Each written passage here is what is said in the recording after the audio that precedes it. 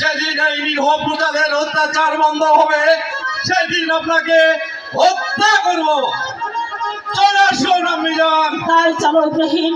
তাই যে কোথায় আছো এই তোমরা পারো ইব্রাহিম বেগম সাহেবকে নিয়ে পালিয়ে চলে গেল।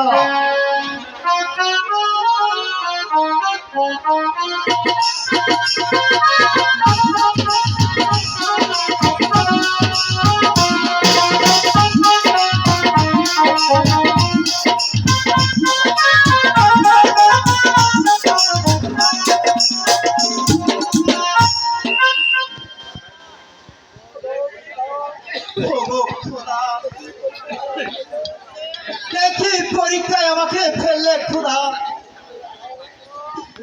একদিকে এই রেখা আর অন্যদিকে ওই সুন্দরী মর্জিনা। আমি কোন দিকে রক্ষা করবো